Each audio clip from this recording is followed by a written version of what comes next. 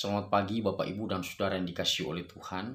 Berjumpa lagi dengan saya di channel Fadwa Gorosa TV ini. Kita akan belajar mengenai Lukas pasal 13 ayat 1 sampai 9.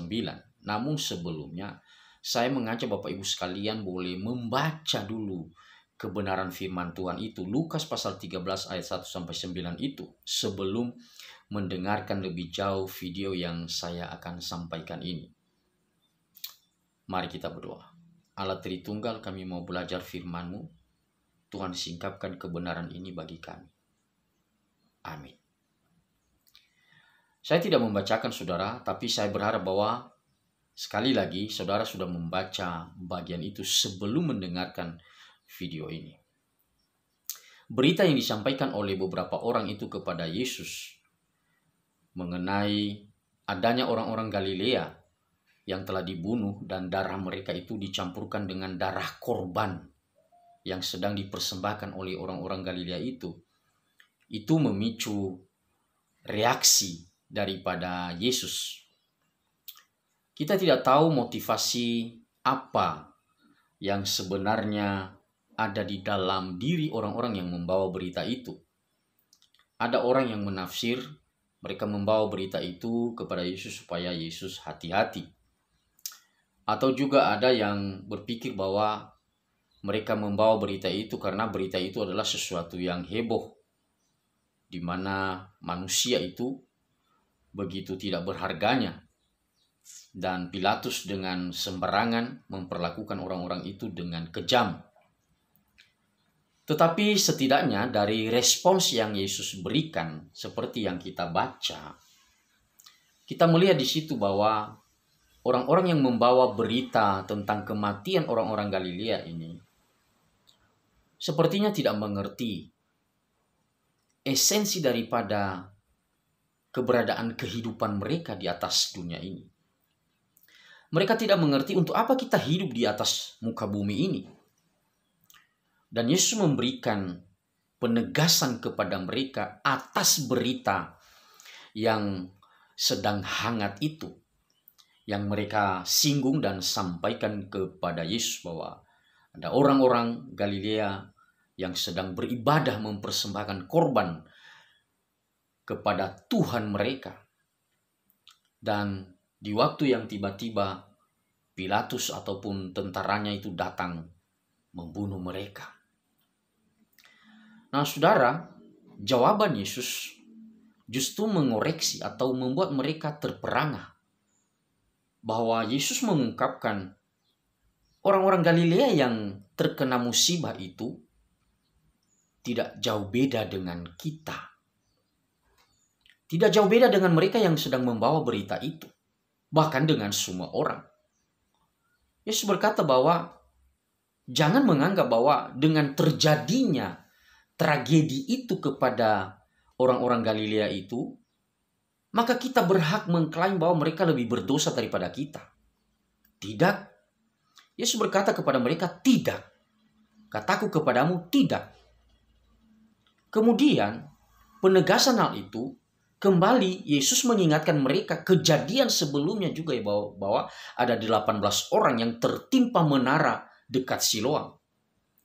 Dan kembali Yesus mengatakan bahwa jangan mengira bahwa mereka yang terkena musibah itu lebih besar dosanya dan kesalahannya daripada kamu sekalian. Bahkan dia menghunjuk di situ orang-orang yang diam di Yerusalem. Jangan menganggap. Ya.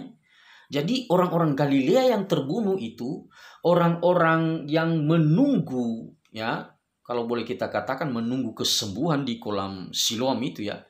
Mereka-mereka yang terkena musibah ditimpa oleh menara itu, mereka tidak jauh beda dengan semua orang.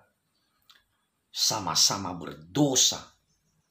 Jadi dari jawaban Yesus ini kita bisa melihat sepertinya ada sinisme di dalam diri orang-orang yang membawa berita itu. Bahwa kemungkinan besar mereka menduga bahwa yang mengalami penderitaan, yang mengalami musibah, yang mengalami malapetaka seperti itu karena dosanya mereka. Maka Yesus mengungkap di sini. Oh, enggak loh. Ya, jelas Yesus. Bahkan 2 kali Yesus katakan di situ, tidak kataku kepadamu. Enggak beda jauh. Ya, saya baca ya. Misalnya di dalam ayatnya yang kedua, Yesus menjawab mereka, "Sangkamu orang-orang Galilea ini lebih besar dosanya daripada dosa semua orang Galilea yang lain karena mereka mengalami nasib itu?" Ayatnya yang keempat, "Atau sangkamu ke-18 orang yang mati ditimpa menara dekat Siloam lebih besar kesalahannya daripada kesalahan semua orang lain yang diam di Yerusalem?" Jadi justru Yesus memakai berita yang mereka bawa itu untuk mengajar satu kebenaran. Kebenaran apa? Kebenaran bahwa semua orang sama semua posisi di dalam permasalahan dosa. Jadi jangan menganggap bahwa orang-orang yang kena penderitaan, kena malapetaka, kena musibah, jangan anggap bahwa itu karena dosa mereka. Atau karena kejahatan mereka. Dan kita lebih baik dari mereka yang mengalami musibah itu. Yesus katakan tidak loh ya. Bahkan orang-orang yang diam di Yerusalem, kata Yesus, enggak lebih baik, enggak lebih kudus, enggak lebih bagus hidupnya dibanding dengan orang-orang yang terkena musibah itu. Baik yang di Galilea maupun yang dekat kolam Siloam. Apa yang Yesus katakan? Bertobat. Ya. Jadi Yesus tetap mengungkapkan itu di 2 ayat juga. Tidak, kataku kepadamu di ayat yang ketiga. Tetapi jikalau kamu tidak bertobat, kamu semua akan binasa atas cara demikian. Lalu di ayat yang kelima, tidak, kataku kepadamu, tetapi jikalau kamu tidak bertobat, kamu semua akan binasa atas cara demikian. Sekali lagi saudara, jangan menganggap bahwa orang yang terkena musibah, terkena kecelakaan, terkena penderitaan, terkena malapetaka, lebih besar dosanya daripada kita yang tidak mengalami apa-apa. Yesus katakan sama. Karena sama, kita tetap membutuhkan anugerah Allah. Caranya apa? Bertobat. Jadi pertobatan itu seperti yang pernah saya jelaskan ya, metanoia. Metanoia itu artinya perubahan bentuk, di mana kita tidak akan kembali lagi ke bentuk semula. Ya. Jadi kita berubah dan tidak kembali lagi dengan cara hidup semula. Kalau selama ini kita hidup terus berbuat dosa, bangga dengan dosa, setelah kita bertemu dengan Yesus, harus nampak wujud daripada pertobatan itu. Artinya menaklukkan seluruh hidup di bawah kebenaran firman Allah.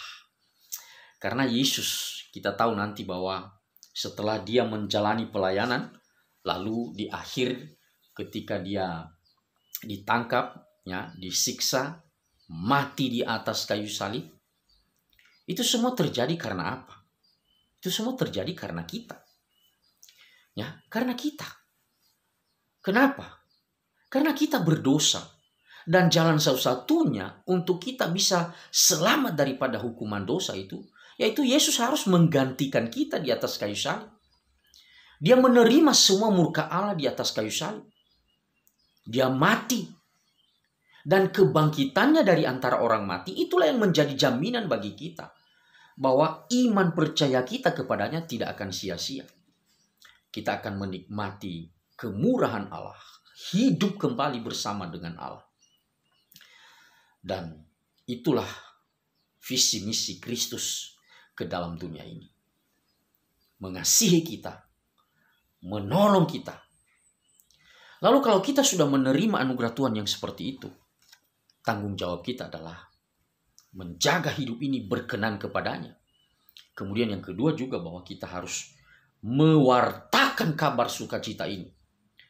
Bahwa orang yang berdosa bisa menikmati kemurahan Allah. Bisa menikmati kehidupan kekal di dalam Kristus. Jadi Yesus Kristus itulah adalah satu-satunya jalan, kebenaran, dan hidup. Kita tidak akan pernah bisa sampai kepada Allah, kepada Bapa, di dalam kemuliaan kekal, kalau tidak melalui Yesus Kristus. Jadi Yesus itu menanggung penderitaan di atas kayu salib dengan sukarela, menggantikan kita. Dan kebenarannya itu ya diberikan kepada kita juga dengan cuma-cuma. Kalau di dalam bahasa teologi itu, jubah kebenaran Kristus itu dikenakan kepada kita. Dan itu adalah keajaiban Bapak Ibu. Luar biasa besarnya kasih Tuhan. Yesus katakan kepada mereka, bertobat. Kalau kamu tidak bertobat, nasibmu akan sama. Itu ya bahasa keras ya. Akhir hidupmu akan sama seperti orang-orang itu yang mengalami kecelakaan itu, yang mengalami musibah itu.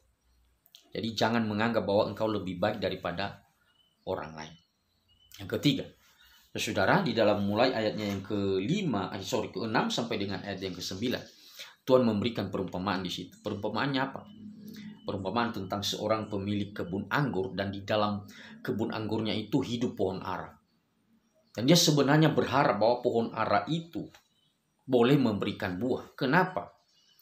Karena memang namanya kebun anggur ya. Jadi kebun anggur itu sebenarnya dikhususkan untuk anggur, tapi pohon ara ini hidup di tengah-tengah kebun anggur. Maka sang pemilik itu tidak mengangkatnya, tidak mencopotnya, tidak menumbangkannya. Dia biarkan hidup ya di tengah-tengah kebun anggur. Nah, setelah beberapa tahun, ya wajarlah kalau sang empunya itu mau lihat mana hasilnya, buahnya. Ya. Tetapi apa yang Yesus sampaikan, bahwa sang pemilik daripada kebun anggur itu tidak menemukan buahnya. Lalu dia berkata kepada si pekerja supaya pohon ara itu ya bagusnya ditebang aja. Ngapain dia hidup di situ? Ngapain dia nompang ya? Menompang di situ ya. Hidup di situ. Ngapain dia memakai beberapa meter akar di situ ya. Dia akarnya itu memakai beberapa meter tanah di dalam kebun anggur itu. Ya. Kalau pohon ara itu sebenarnya tidak ada ya, mungkin bisa ditanami, tempatnya itu bisa ditanami dengan pohon anggur. Tapi dia udah biarkan beberapa tahun, 3 tahun katanya tadi. Dan karena dia tidak menemukan buah, dia berkata kepada sang pekerja di kebun itu, udah tebang aja. Yang mendingnya masih oke lah. Si tukang kebun ini, dia berkata kepada tuannya itu, izin. Ya, izin komandan, izin tuan.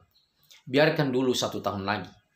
Mungkin saja dalam 1 tahun ke depan ini dia akan berbuah.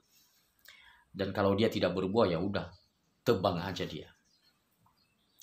Itu perumpamaan tentang apa? Tentang tuntutan daripada Allah bagi setiap orang loh ya. Memang gambarannya di situ adalah pohon ara. Ya. Kalau pohon ara saja itu dituntut harus bisa menghasilkan buah. Apalagi manusia. Apalagi kita. Kita yang adalah orang-orang yang telah ditebus oleh Tuhan, orang-orang yang telah dianugerahkan kasih karunia oleh Tuhan, harus bisa menunjukkan buah. Kalau engkau tidak berbuah, maka seperti di tempat lain, Tuhan Allah, Yesus Kristus, mengutuk pohon ara yang tidak berbuah. Dan pohon itu tidak akan menghasilkan sepanjang hidupnya. Dan dia dikutuk, dihancurkan, dan dia dibuang ke dalam api. Saudara mau seperti itu? Tentunya tidak. Kalau saudara dan saya masih diperkenan oleh Tuhan hidup di atas muka bumi ini, bertobatlah, percayalah kepada Yesus, dan tunjukkanlah buah-buah imanmu kepada Tuhan dan kepada sesama. Biarlah kita hidup tidak percuma. Karena di dalam ayatnya yang berapa tadi itu? Ayatnya yang ke-7, Yesus sangat keras berkata di situ. Lalu ia berkata kepada pengurus kebun anggur itu, sudah 3 tahun aku datang mencari buah pada pohon ara ini, dan aku tidak menemukannya. Tebanglah pohon ini. Untuk apa ia hidup di tanah ini dengan percuma? Untuk apa pohon ara ini hidup di tanah ini dengan percuma. Saya menganalogikan juga kepada kita bahasa Yesus itu mengenai perumpamaannya itu. Untuk apa engkau dan saya hidup di atas muka bumi ini dengan percuma? Jadi beban aja. Kita makan ruang loh. Kita pergunakan ruang dan kita melewatkan waktu. Kalau engkau tidak berbuah, engkau sama dengan pohon ara yang disebutkan oleh Yesus. Dan ketika diberi kesempatan lagi untuk berbuah, kalau engkau tidak berbuah, engkau akan dipotong, ditebang, dan akan dibuang ke dalam api. Saudara tentunya tidak mau seperti itu. Mari kita percaya kepada Tuhan Yesus dan memberikan buah yang berkenan kepadanya melalui cara hidupnya kita. Amin.